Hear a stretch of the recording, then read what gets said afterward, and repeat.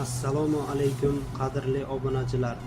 Bugun sizlar bilan issiqlik almashinish qurilmalari nima ekanligini muhokama qilamiz. Issiqlik almashinish qurilmalari bu ikki xil haroratdagi moddalar, suyuqlik yoki gazlar orasida issiqlikni uzatish uchun mo'ljallangan qurilmalardir. Issiqlik almashinish issiq va sovuq modda orasidagi issiqlikni o'tkazadi, lekin ularni aralashtirmaydi. Ishlash prinsipiga qarab, issiqlik almashinish qurilmalari sirtiy, regenerativ va aralashtiruvchi qurilmalarga bo'linadi. Ishlash prinsipi quyidagicha ishlaydi. Bir tomondan issiq, suyuq yoki gaz kiradi. Ikkinchi tomondan sovuq, suyuqlik yoki gaz kiradi.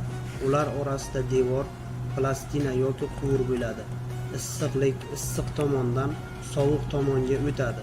Shu orqali sovuq modda qiziydi, issiq modda esa soviydi. Ishlatilish sohalari: issiqlik ta'minoti, isitish tizimlarida, konditsioner va sovutgichlarda, avtomobillar dvigatellarida, kimyo sanoatida, neft sanoatida, sanoat qurilmalarida.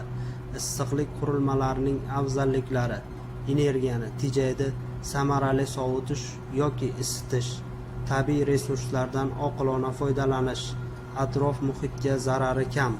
Kamchiliklari: ba'zilari tozalash qiyin, masalan o'simon, metall qismlari zanglashi mumkin, ba'zida qattiq suv cho'kindalari to'planishi mumkin.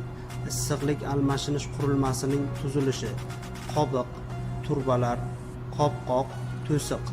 Issiqlik almashinish qurilmalarining konstruksiyasini tanlashda quyidagilarni inobatga olish kerak. Qurilma texnologik jarayonga mos bo'lishi zarur.